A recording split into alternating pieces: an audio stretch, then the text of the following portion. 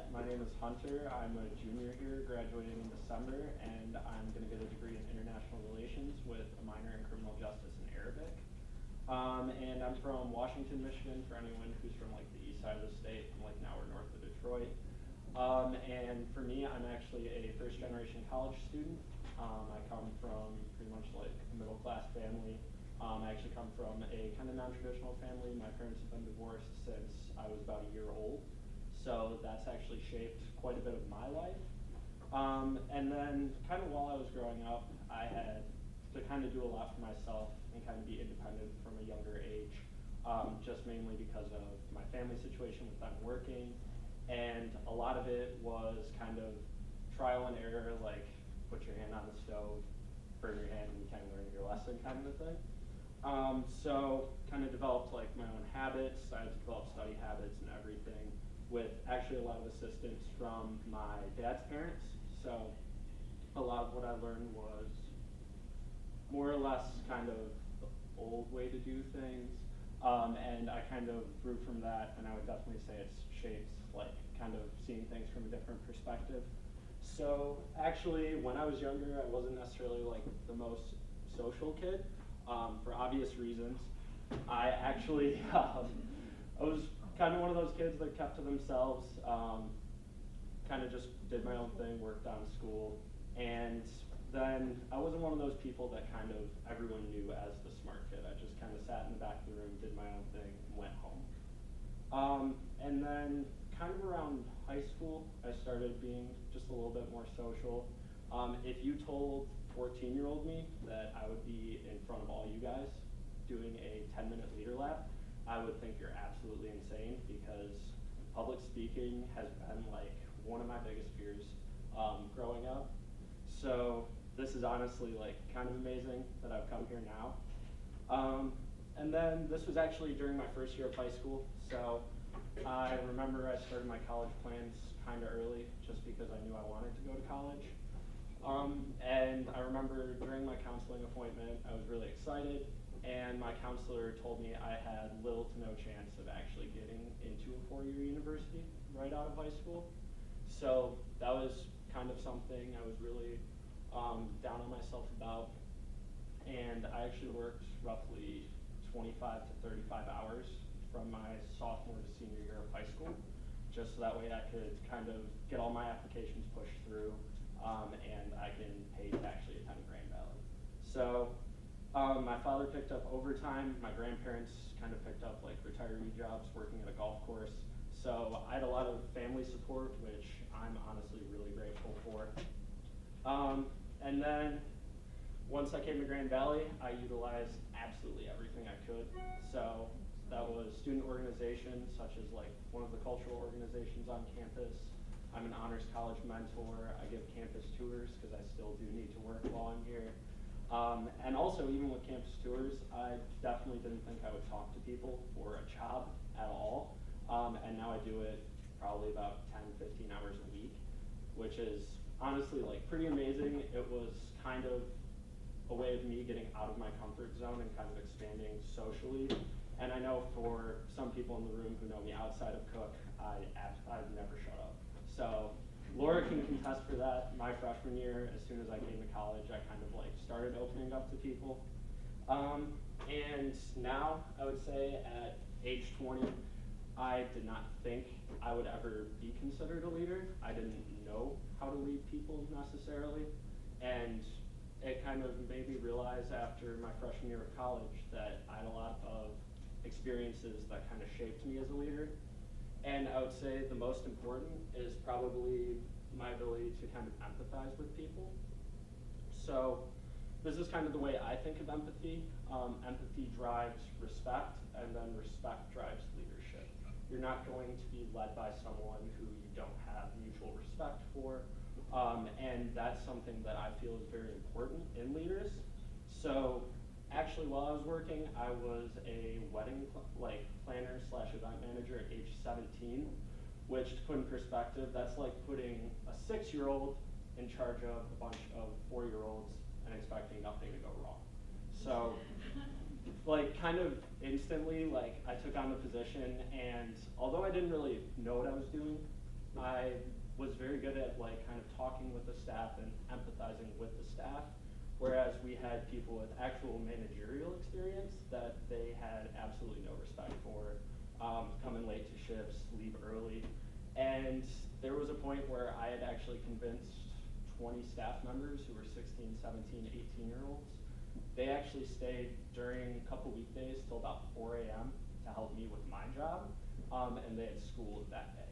So that was something that I kind of realized after I had graduated high school, that I effectively kind of led these people and kind of improved the service we had, honestly, because they would kind of bring everything to me, because you can't really empathize with people unless you talk to them. And that's just something that has really driven my leadership, especially within actually the fraternity that I rushed my sophomore year. Kind of our main values that we always say to one another is kind of this principle of love and respect. So I know one of the younger members cited to me, he said, when you join, you immediately feel the love. You feel the brotherly love for everyone in this chapter, and the respect comes afterwards. So kind of when I joined, I had a leadership position, and it was kind of difficult to engage with people. I was an older guy rushing, I was a newer member, and I took on a leadership role. And I would say, like, after the experiences I had with them throughout the semester, I gained kind of a little bit more respect. And it got to the point where I was actually able to talk to guys more than things outside of the chapter. And I feel that that played a huge role in me still serving on our executive board. And also the fact that a lot of guys will ask me about tough situations or how they can be more active. And I would say these experiences really do make effective leaders. Over spring break, actually me and Connor back there did Walk Hard, and that experience is probably one of the most fulfilling experiences I've ever had in my entire life. Just mainly because you were walking from 7 a.m. till around 4:30, 5 p.m. every single day, and we complete 160 miles over 8 days. So I know after the walk, we had a member who finished it, and he said exactly what other members had told me, that you felt the love during the walk, and he said that I respect everyone who was alongside me infinitely more, just because they were there with me. It's something that we can talk about. It's an experience that we share. So I think that using your past experiences to connect with others is one of the best ways to actually lead them, for them to respect you, and obviously because you've been through a lot of the same situations, it's very easy for them to listen to you. And then an actual conversation I had at one of our brotherhood retreats, because we actually do kind of small group discussions, like a lot of just kind of like group building activities. There are questions on there that are essentially like, why did you join the chapter? What do you want out of your college experience? And things like that. And what actually surprised me was a lot of, like, the one question that a lot of people looked at when we were going through the list and we hadn't answered yet was, if you could talk to anyone right now, who would it be? And that was the first time that I've seen 10 grown men break down and cry.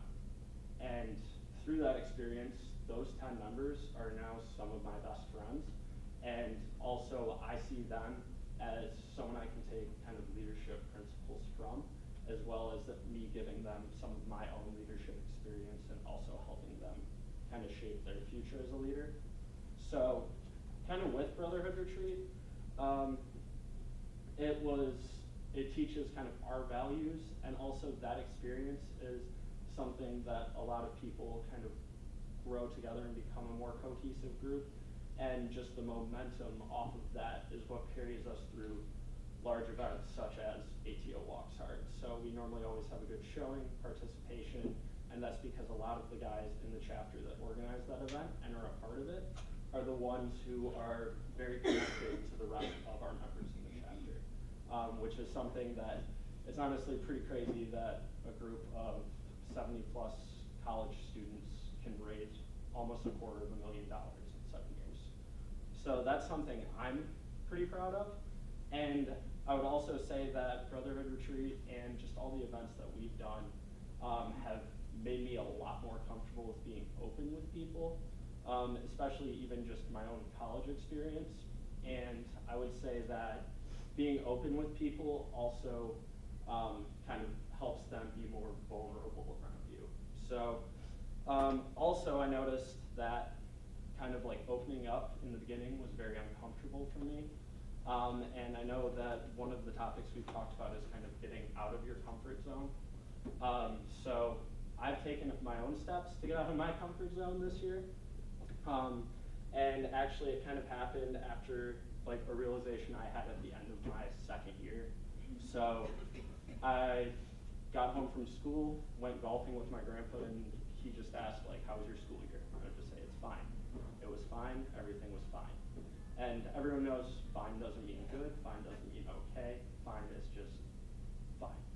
So he asked me, he was like, well, are you happy? And I said, I'm fine.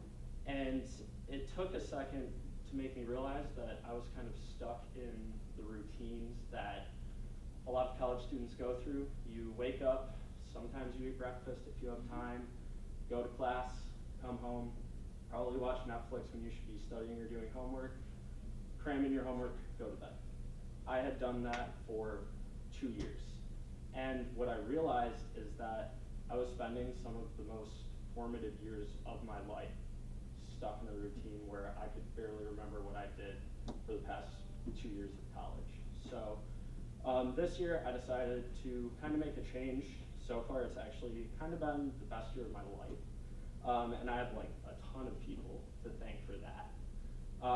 And I would honestly say that that self-reflection and the self-reflections we've had now have really just shaped my own perspective on what I want to do with my life. So I found this poem. It is shortened, but I think it has a lot of meaning, just personally and for anyone's own leadership values, really. It's actually by Linda Ellis.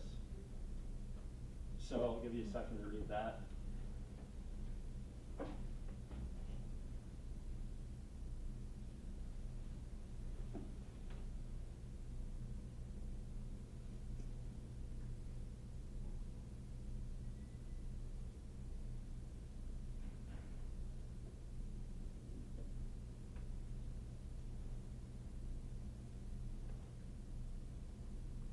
So essentially what I kind of realized is I wanted to start kind of living my dash. I didn't want to just remember college as going to class, maybe hanging out with friends on weekends and working. And in 2019, I know New Year's resolution, super cheesy, I made a promise to myself, and statistically, it's more probable that you will achieve a goal if you write it down and you tell others about it.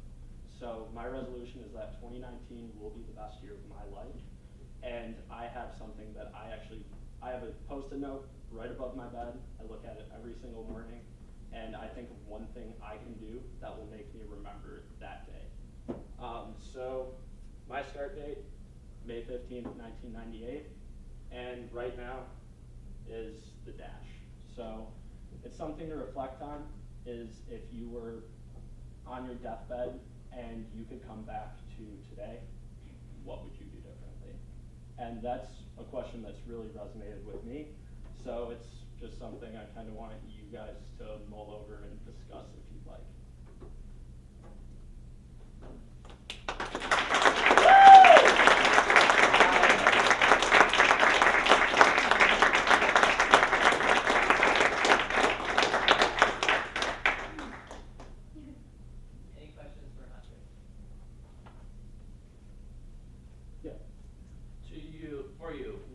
What is the difference between sympathy and empathy?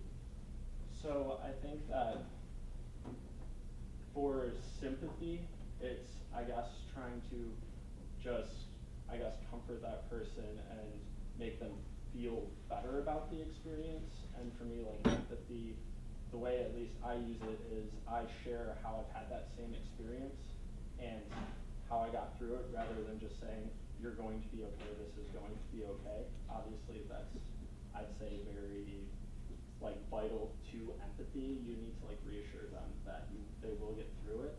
But I think that with empathy, it kind of, instead of, I guess, engaging with their emotions, it might be for more subjective people that are like, well, this is what's going to happen. It kind of is a way of making them look at how they can grow from it and discussing it that way.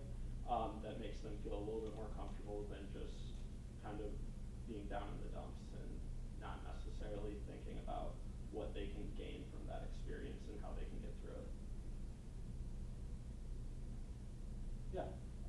You mentioned that you were a first generation college student, which I also am, so I think about it often.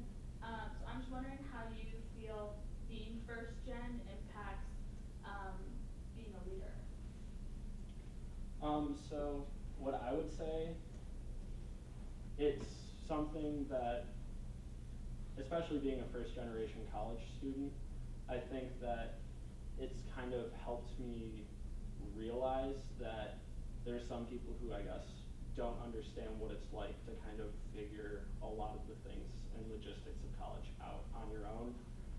And also trying to kind of get support from your family because they don't necessarily understand what it's like to be in college. And I think that, especially being a leader as a first generation college student, it's definitely, I guess it's one of those things where I want to be a leader on campus because I want to kind of show that first generation college students are able to make an impact no matter what background you come from. And I think that it's also kind of driven me just because of how much effort my own family and I have put into college, getting into college, and of course like my degree. I would say that it's kind of a driving factor, and I feel like there isn't necessarily that, I guess, stigma anymore of I'm a first generation college student, this is what college is going to be like for me, or this is essentially like I don't have the skills to do this, that, or the other thing. I'm a firm believer that no one's born a leader. It's obviously something that you learn over time. And personally, like, I would say, for me, I originally thought people are born leaders. There's some people who just are never going to be able to motivate people to do things and get people to listen. And that was a lot of what my like high school and middle school years were like.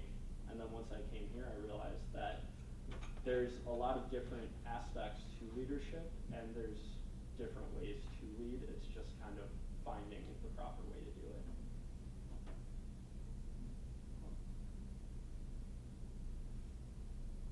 Any other questions? Yeah.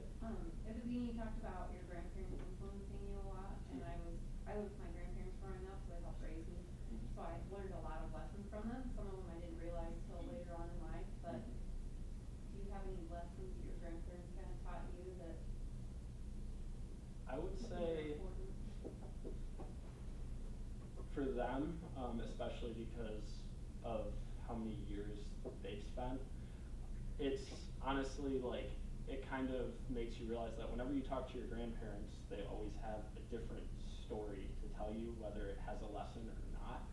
And it kind of made me realize, like, what lessons am I going to pass on to my kids and my grandkids?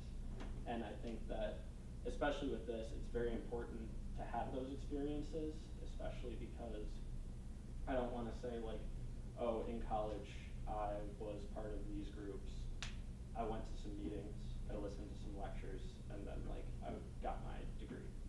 So I think that it's very important that they also taught me about self-reflection and always kind of to keep that concept, that kind of spark you have when you're a child of believing anything is possible, and also reflecting on what you wanted. Because when I was a kid, I would tell people, it wasn't like, I want to be an astronaut, I want to do this, I want to do this. I just said, I want to be happy, I want to be healthy.